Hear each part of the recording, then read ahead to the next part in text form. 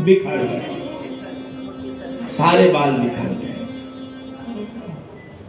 अब सारे बाल बिखर गए, वो पूरा मोती इस प्रकार से बिखरा है। तब स्वामी जी के हाथ को थाम करके प्रभु कहते हैं कि प्रिय, अब पूरी लीला सृष्टि गोलोक धाम में, ब्रज के गोलोक धाम में चली गई। पूरा ये जो लीला परिकर है वो बिखर गया है। अब इन लीला परिकरों को चुनने के लिए, समेटने के लिए अपन दोनों अब भूतल पे चले और भगवान के प्रकट होने का रसमय प्रयोजन ये भी है। ये रसमय प्रयोजन है भगवान के प्रकट होने का। और अब जो है भगवान के प्रयोजन सिद्ध होने लग गए। ब्रह्मा जी उसी ब्रज के गोलोक धाम में आए। ब्रह्मा जी ने भगवान के दर्शन किए और दर्शन करके भगवान को विनती की, त्वं ब्रह्म केचिद् वदन्ति परे चकारम् केचित् प्रशान्तमपरे भुवि कर्मरूपम् पूर्वे च योगमपरे किल कर्तृभाव मन्योक्तिभिर्न विदितं शरणं गतास्म। किन्हीं ने आपको ब्रह्म माना है, कुछ दूसरे लोग आपके लिए काल शब्द का व्यवहार करते हैं। कितनों की ऐसी धारणा है कि आप शुद्ध प्रशांत स्वरूप हैं, तथा कतिपय मीमांसक लोगों ने तो यह मान रखा है कि आप पृथ्वी पर कर्म रूप से विराजमान हैं। कई लोगों की ऐसी मान्यता है भगवान कि आप योग रूप से, कर्ता रूप से। हे भगवान, जितने लोगों की जो दृष्टि है उन्होंने आपको अलग अलग दृष्टि में देखा है, अलग अलग रूप में दर्शन किया है। वस्तुतः मूल स्वरूप तो आपका श्री प्रिया जी के साथ युगल स्वरूप से नित्य विहार करता हुआ स्वरूप ही प्रधान स्वरूप गोलोक धाम में विराजमान है। उस स्वरूप को मैं निंदित करता हूं। कर्म संहिता ने पूरी बात क्लियर कर दी। देखो, अपने यहां कई सारे विचार हैं। वेदों ने ब्रह्म कहा, उपनिषदों ने, गीता ने उसी ब्रह्म को परमात्मा कहा, पुराणों ने उसी ब्रह्म को भगवान कहा। सबकी अपनी अपनी भाषा है। श्रीमद् भागवत ने उसी ब्रह्म को कृष्ण कहा। अंततः ऋषि मुनियों ने, ब्रह्मादिक ऋषि मुनियों ने जाकर के कहा कि नहीं महाराज, सबकी अपनी अपनी भाषा है। मूल में तो आप श्री स्वामी जी के साथ गोलोक धाम में नित्य विराजमान है, वही आपका मूल स्वरूप है। बहुलाश्वर ने नारद जी को पूछा कि महाराज, गोलोक धाम को भगवान ने प्रकट किया, अब गोलोक धाम में भगवान के लिए कौन सी लीला होगी? तब जाकर के नारद जी ने कहा कि ऐसा ही प्रश्न एक बार श्री राधिका जी ने भगवान से पूछा था। तब भगवान ने कहा कि मैं स्वयं वसुदेव और देवकी के यहाँ प्रकट होऊंगा। मेरे कला स्वरूप एक शेष रोहिणी के गर्भ से जन्म लेंगे, इसमें संशय नहीं।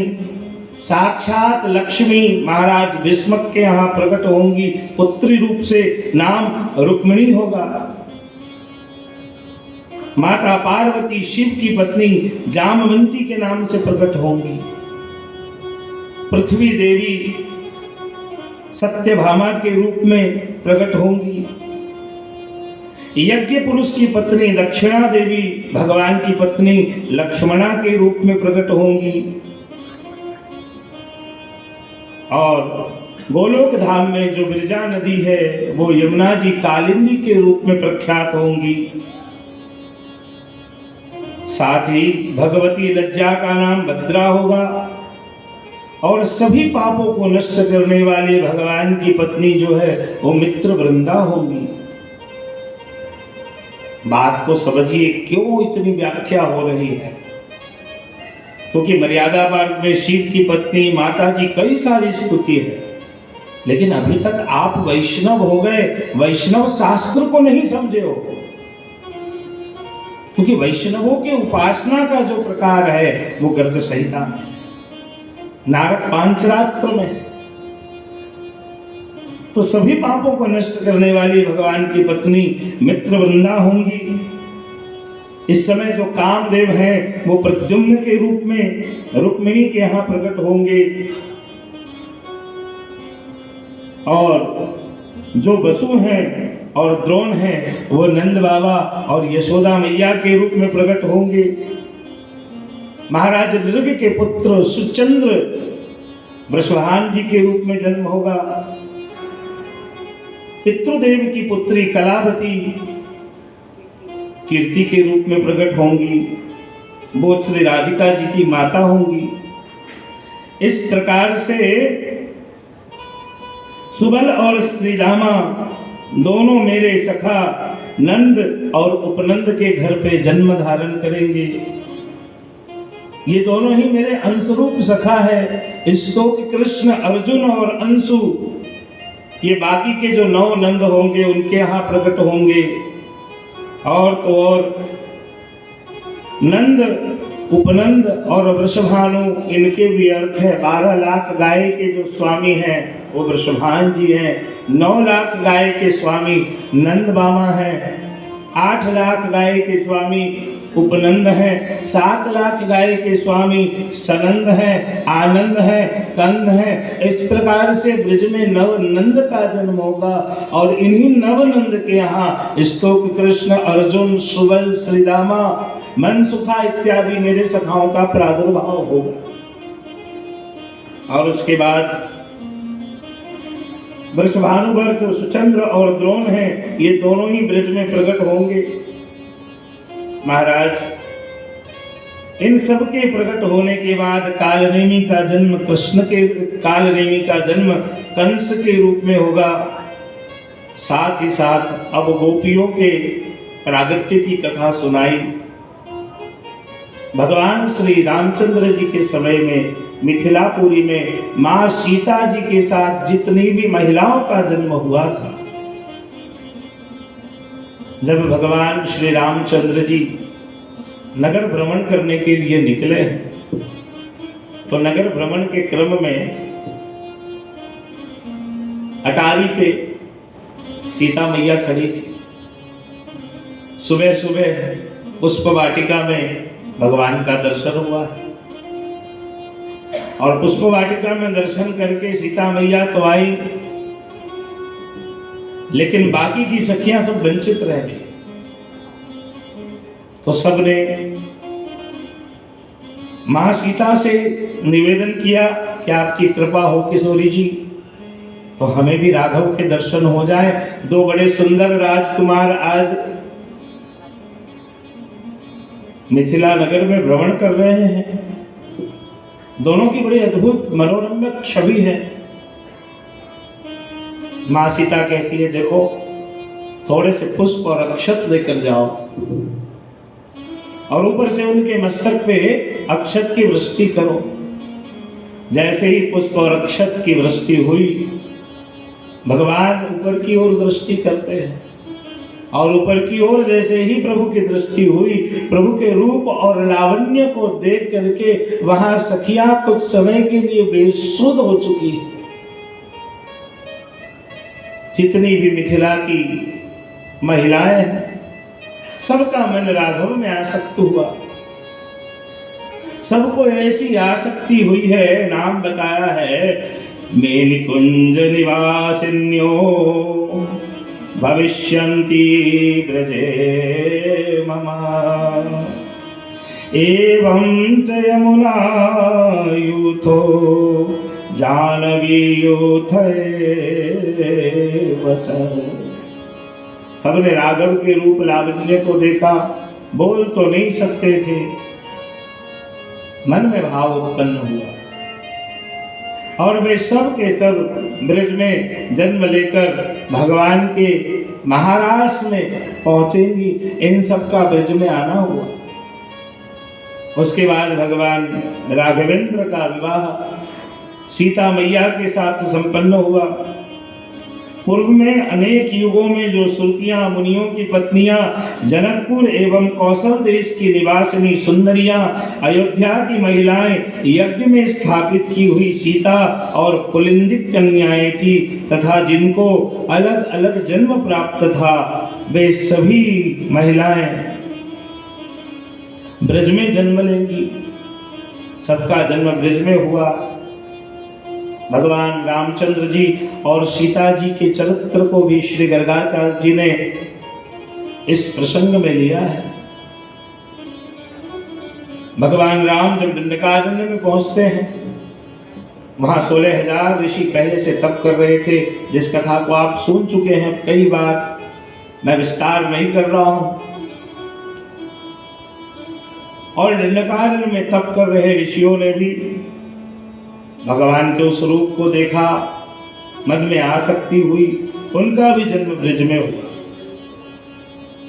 हाँ, एक विशेष कथा यह है कि जब धन्वंतरी भगवान अवतरित हुए और भगवान धन्वंतरी ने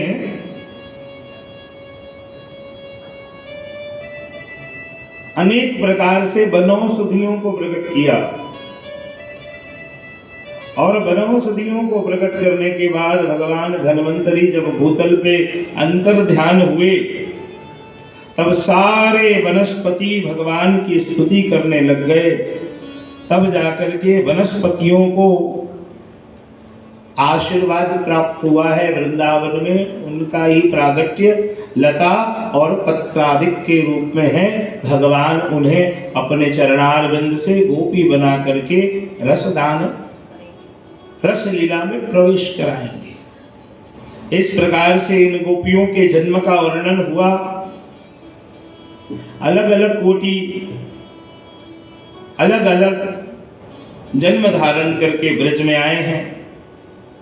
अब कश्यप जी जो है वसुदेव के रूप में आए। अदिति का जन्म देवकी के रूप में होगा। प्राण नामक वसु सूरसेन बनेंगे। ध्रुव नामक वसु देवक बनेंगे। और जो वसु नाम के वसु हैं, उनका प्रागट्य उद्धव के रूप में होगा। दक्ष प्रजापति अक्रूर जी के रूप में जन्म लेंगे। कुबेर रुदिक के रूप में जन्म लेंगे। और जल के स्वामी वरुण जी कृतवर्मा नाम से प्रसिद्ध होंगे। महाराज प्राचीन वरही गद एवं मरुत देवता उग्रसेन बनेंगे, महाराज उग्रसेन। और उसके बाद भक्त राजा अम्बरीश का जन्म भी कृष्णावतार में फिर से हुआ है, युयुधान के रूप में। भक्त प्रवर प्रहलाद का जन्म हुआ है सात्यकी के रूप में। और महाराज शांतनु क्षीर सागर के रूप में प्रकट हुए हैं। वसुओं में श्रेष्ठ द्रोण महाराज शंतनु के अंश से भीष्म पितामह के रूप में प्रकट हुए हैं। इस प्रकार से सभी देवी देवताओं का प्रागट्य जब ब्रज में हो गया है, और ब्रज में होने के बाद तब जो है नारद जी ने भगवान को प्रणाम करते हुए निवेदन किया कि महाराज, नवः पतन्ति विहगा यथा ह्यात्म शमं नृप तथा कृष्ण गतिं दिव्यां वदन्ति विपश्चितः। ब्रज में सारे देवी देवताओं का जन्म हो गया, सारी गोपियां आ गई।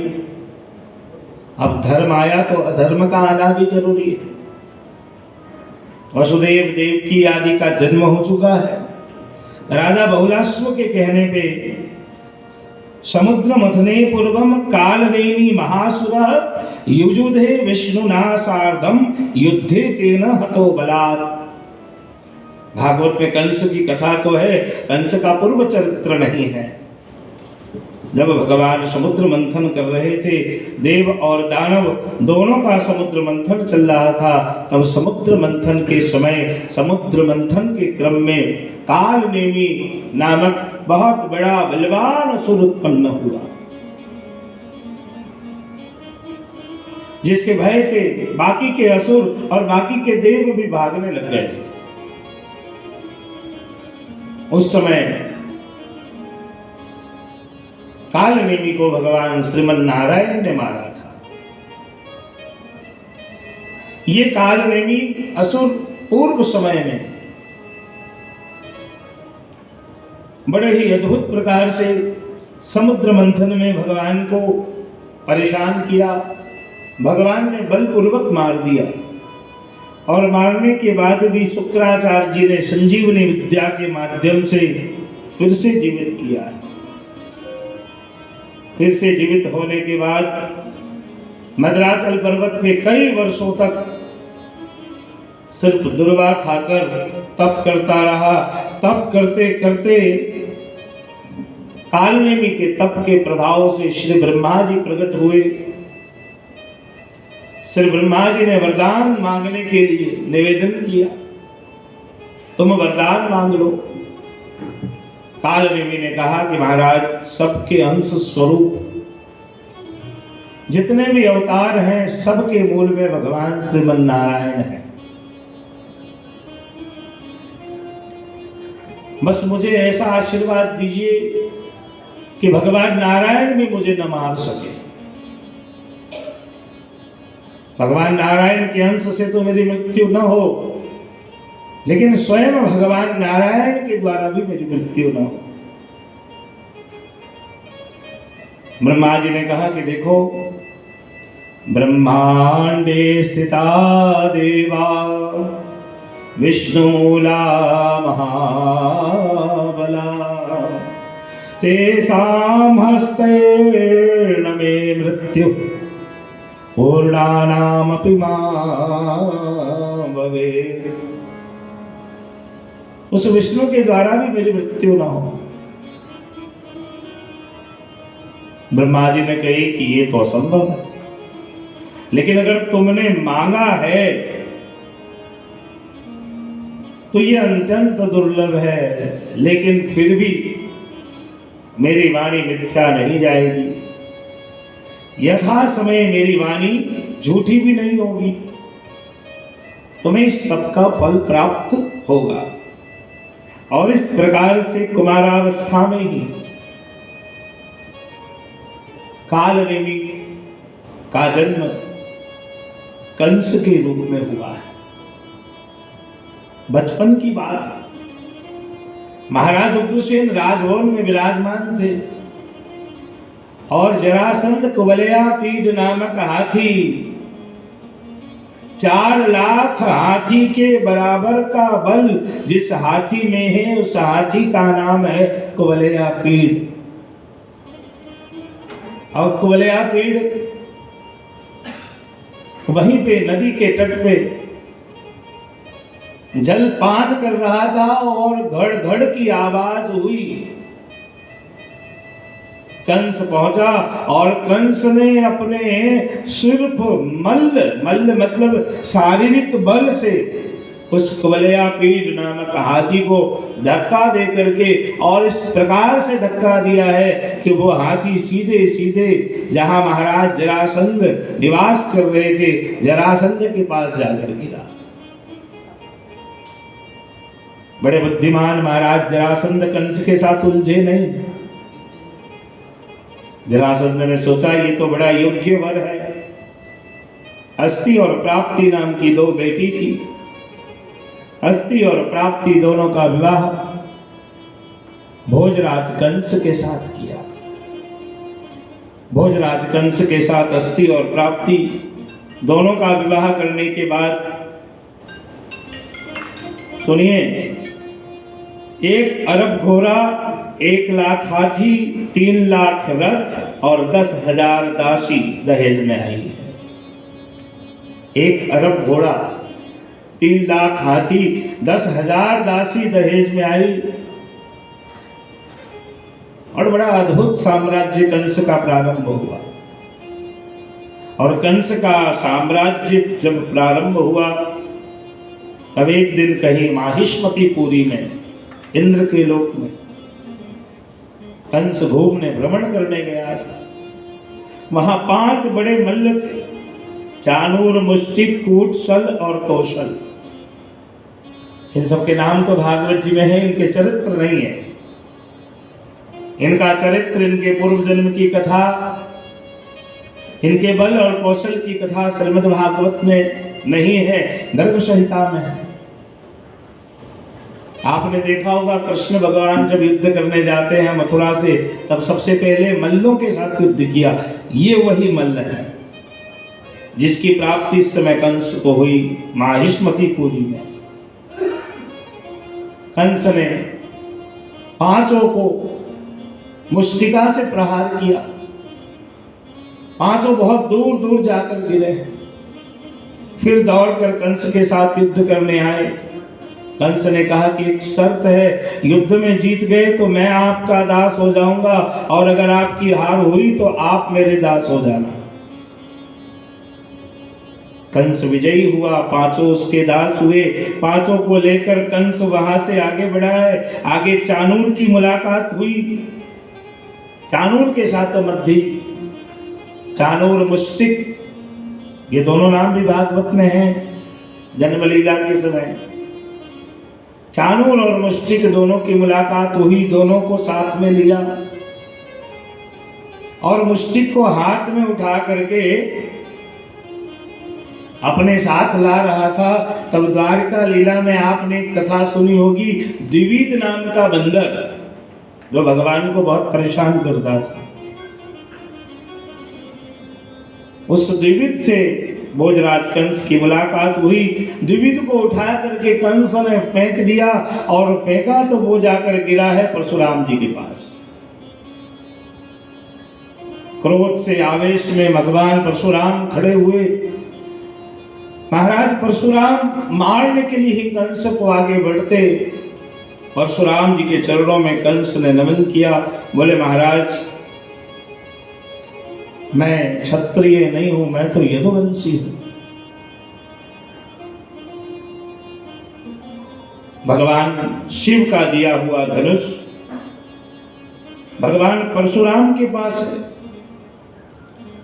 और इस धनुष का वजन लगभग 3 लाख मन है। एक मन में 20 किलो, 3 लाख मन इस धनुष का वजन है। और वो धनुष परशुराम जी ने कंस को कहा, इसकी प्रत्यंचा तुम चढ़ा दो, तब तो मैं तुम्हें माफ कर दूंगा। अगर तुम्हारे में बल हो तो इसकी प्रत्यंचा चढ़ाओ, और अगर तुम निर्बल हो तो आज मेरे हाथ से तुम्हारी मृत्यु होगी। कंस ने चैलेंज स्वीकार किया। आज तक भगवान रामचंद्र जी परशुराम से सर्वसामर्थ्यवान होने के बाद भी कभी सामने नहीं हुए, लेकिन महाराज भोजराज कंस ने विनम्र भाव से कहा, तब दासस्य दासोऽहं पाहि मां पुरुषोत्तमम्। श्रुत्वा प्रसन्नः श्रीराम तस्मै प्रादात् बुधश्च तत्। महाराज हम तो आपके दास हैं, उसके बाद भी अगर आपकी आज्ञा है तो कोशिश करेंगे। एक ही झटके में कंस ने उस धनुष को उठाया, और जब प्रत्यंचा चढ़ाने लग गया तो मानो आकाश में बिजली चमकने लग गई हो, बड़े बड़े पर्वत डगमगाने लग गए, और जोर से आवाज हुआ। कंस ने वो प्रत्यंचा चढ़ा करके महाराज परशुराम को भेंट किया। महाराज बड़े प्रसन्न हुए, बोले कंस ये जो धनुष है ये भगवान विष्णु का धनुष है, और भगवान विष्णु ने ये धनुष मुझे क्षत्रियों का संहार करने के लिए दिया था। इस धनुष से मैंने 17 बार पृथ्वी पे क्षत्रियों का विनाश किया है, और अब ये धनुष मैं तुम्हें अर्पण कर रहा हूं। उसी धनुष को लेकर के कंस आया है। इसी धनुष यज्ञ में भगवान गोकुल से मथुरा आवेंगे। धनुष दे दिया, और धनुष देने के बाद कंस की मुलाकात कई असुरों से हुई। कई असुरों से मिलने के बाद कंस पहुंचा है मथुरा में। मथुरा में पहुंचने के बाद कंस के साम्राज्य की शुरुआत हुई बानासुर से, भौमासुर से, सभी असुरों से मिलने के बाद कंस जब मथुरापुरी में पहुंचा, महाराज उग्रसेन को इन प्रसंगों की जानकारी हुई, और प्रसंगों की जानकारी होने के बाद अब श्री नारद जी ने श्री राधिका जी के जन्म की कथा सुनाई।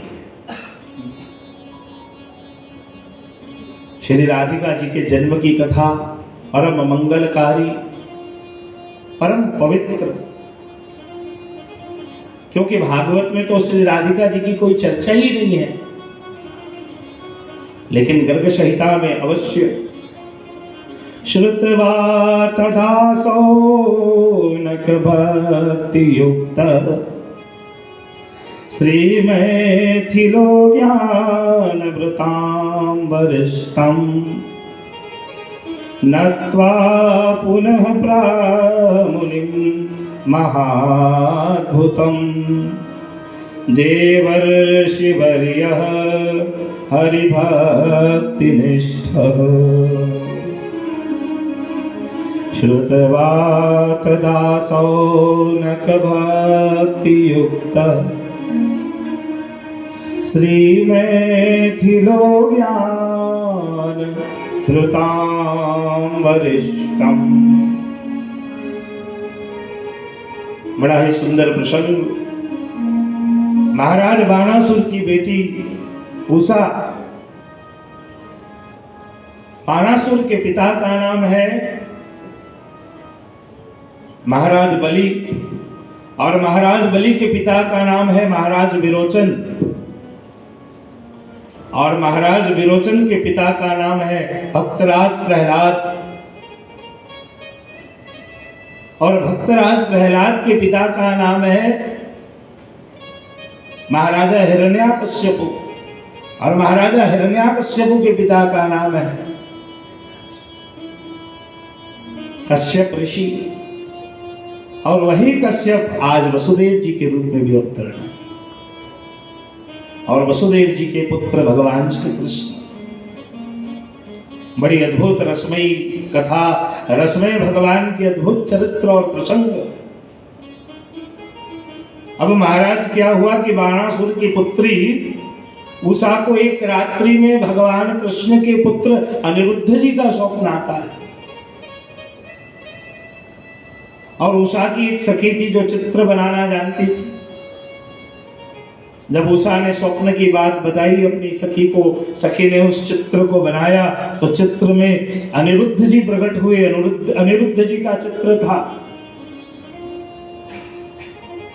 दोनों का विवाह हुआ, और विवाह भी बड़े यत्न पूर्वक। उषा और अनिरुद्ध दोनों छुप छुप कर साथ रहते। कई वर्षों के बाद बाणासुर को जब इस बात की जानकारी हुई, बाणासुर ने अनिरुद्ध को बंदी बना लिया, और विवाह करने के लिए बिल्कुल जब सहमत न हुआ, तब भगवान श्री कृष्ण बाणासुर के यहाँ युद्ध करने के लिए पधारे। युद्ध में भगवान कृष्ण विजयी हुए, और विजयी होने के बाद अपने पुत्र अनिरुद्ध और पुत्र वधू उषा को लेकर भगवान द्वारकापुरी की ओर प्रस्थान कर रहे थे। रास्ते में एक कुआं है, कुएं के पास जल पीने के लिए अनिरुद्ध जी पधारे, तो देखा कि एक बहुत बड़ा गिरगिट उस कुएं में है। निकालने की बड़ी कोशिश की, न निकाल सके। तब अंत में भगवान कृष्ण को बुलाया। भगवान कृष्ण के जाते ही वो गिरगिट दिव्य रत्न से सुशोभित होकर मस्तक पे मुकुट धारण करके और भगवान को देखते ही कुएं से बाहर आए और कहा, हे हरि, आपका दर्शन करके गिरगिट योनि से मुझे मुक्ति की प्राप्ति हो गई। अनिरुद्ध जी ने पूछा, ये कौन है? भगवान कहते हैं, ये तो महाराज धर्मात्मा नृग है, दानवीर नृग है। और उसी नृग के पुत्र का नाम है सुचिंद्र। और महाराज सुचिंद्र की कथा बड़ी अद्भुत कथा है। पितरुओं के यहाँ तीन कन्या का जन्म हुआ है। महाराज नृग के पुत्र हैं सुचिंद्र। पूर्व काल में अर्यमा और प्रवृत्ति पितरों के यहाँ 3 मानसी कन्याएं उत्पन्न हुई। एक का नाम है कलावती, एक का नाम है रत्नमाला और एक का नाम है मेनका। कलावतीं सुचंद्राय हरेरंसाय धीमते वैदेहाय रत्नमालां मेनकां च हिमाद्रये। महाराज मेनका, रत्नमाला और कलावती। रत्नमाला का विवाह विदेहराज दशरथ जी के साथ, मेनका का विवाह हिमालय राज के साथ। रत्नमाला के गर्भ से मां जगदम्बा सीता जी का प्रादुर्भाव और मेनका के गर्भ से भगवान शिव की धर्मपत्नी मां पार्वती प्रकट हुई। और इधर जो कलावती है उनका विवाह महाराज नृग के पुत्र सुचिंद्र के साथ हुआ। सुचिंद्र के साथ विवाह तो हुआ। कथाएं बड़ी सुंदर सुंदर है। पार्वती जी का प्रादुर्भाव होना, मां सीता का प्रादुर्भाव होना, कलावती का विवाह सुचिंद्र के साथ होना और विवाह के पश्चात दोनों ही पहुंचे नैमिषारण्य की भूमि में। सुचंदोथ कलावत्या गोमती तीरजे बने दिव्यैद्वादशीभिर्वर्षै स्तताप ब्रह्मणस्तपः। महाराज बड़ा ही अद्भुत प्रकार से देवताओं के जो 12 वर्ष होते हैं, इतने वर्ष तक सुचिंद्र जी ने तप किया। ब्रह्मा जी प्रकट हुए। ब्रह्मा जी ने कहा, वरदान मांगो। सुचिंद्र जी ने कही कि भगवान मुझे मुक्ति प्रदान करिए, मुझे मुक्ति चाहिए। बढ़िया। अब बताओ वक्ता सब क्यों नहीं मसालेदार कथा सुनावे? मूल कथा में तो आपको नींद आती है। और अगर मूल कथा न सुनाऊं तो फिर भैया कि गर्ग संहिता तो उनने कुछ बाहर की ही बातें पूरी करी, गर्ग संहिता का तो कुछ आया ही नहीं। और गर्ग संहिता सुनाने बैठो हैं? नींद ऐसा नहीं बोलना चाहिए, यूं बोलना चाहिए भगवान की कथा में इतना रस है कि समाधि लग रही है।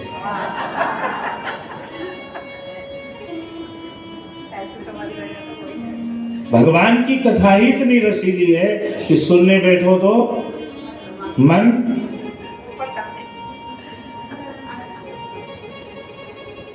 अब मैं देख रहा हूं यहाँ पे एकदम अच्छे अच्छे भगवदीय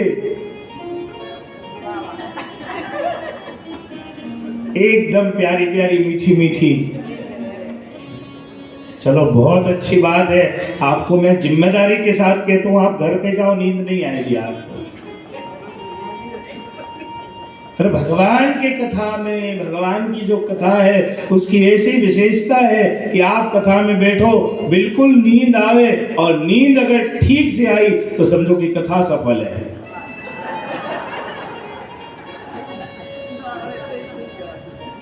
भैया कथा अच्छी